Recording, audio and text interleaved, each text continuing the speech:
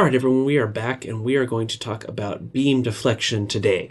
So oftentimes it's really important to see how far a beam in an application will actually deflect basically along the whole length of the beam in order to see will it work for our application under some applied load. So we are going to determine the amount of deflection from essentially our y-axis. And there's going to be some angle between that. It looks basically looking at that deflection. So we want to be able to describe and derive this entire function.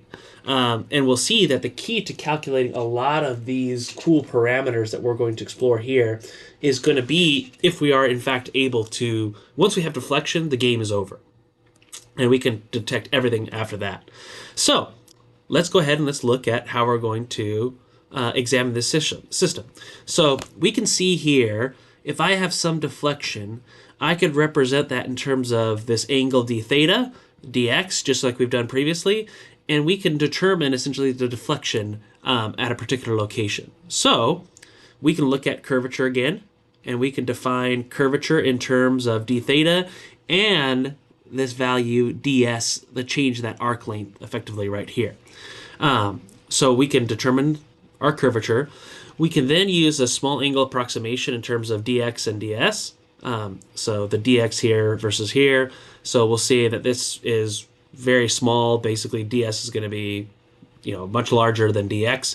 And we are going to basically set this cosine to 1. Once we have that, or that they're, excuse me, not that it's very large, they're very similar. My mistake there. Excuse me. So now, once we have that, and actually, once we can set that angle there, we can now determine our curvature. So we can obtain that expression for curvature now as a function of our deflection dv. So this gives us our fundamental relationship, which is that our moment over our Young's modulus and moment of inertia is proportional to, or actually is equal to, the second derivative of our deflection with respect to x. So this is an extremely useful relationship. Also, this EI is referred to as flexural rigidity. We can actually even go a bit further and go take it a little bit, because here, in order to solve this, we're going to have to know values of moments, and basically we're going to need two boundary conditions, basically in terms of the moments, where we know those values. But instead of doing that, we can do it a bit more general, and we could use our Euler Bernoulli equation, which is going to basically rearrange our expression. So in terms of some general distributed load Q, which we're going to describe in just a bit.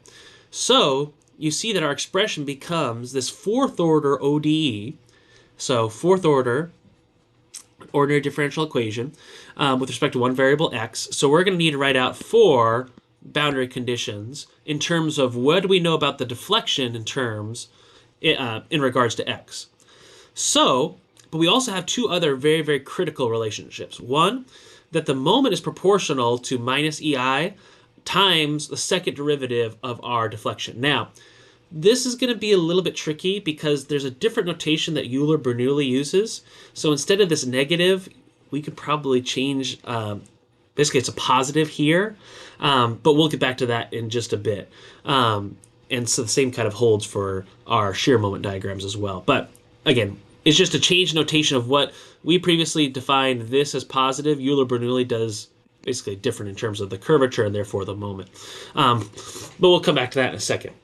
So, in order to solve these ODEs, this fourth order ODE, we're going to have to use Mathematica, and most importantly, we're going to have to determine some critical boundary conditions for our system. So, if I have a system like this, at this fixed support, we've touched on this in the previous video, we know that the deflection here at a value of, and this is our coordinate system x, y, if this is x equals 0, our deflection of the beam at that position is going to be 0.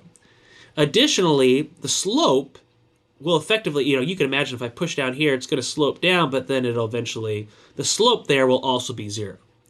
Now, if I look at the edge here, for example, at L, my position, so let's look at x equals L, I know here that, well, there's going to be some, basically, I'm going to say that there's no, basically shear force. There's no, force that fights against this one here, restoring force. And additionally, the moment here will also be will be 0. So we can kind of determine boundary conditions here. If I have these kind of like pin supports, I know that at x equals 0 and at x equals L here, that the deflection must be 0. Because that's just definition, it's pin there. However, we also know that there is a restoring force here, so the third derivative can't be 0 effectively, but there's no restoring moment. So there's no moment reaction force that occurs here, so we can define those boundary conditions. So those are key boundary conditions that we're going to utilize to solve a lot of problems throughout the rest of this lecture.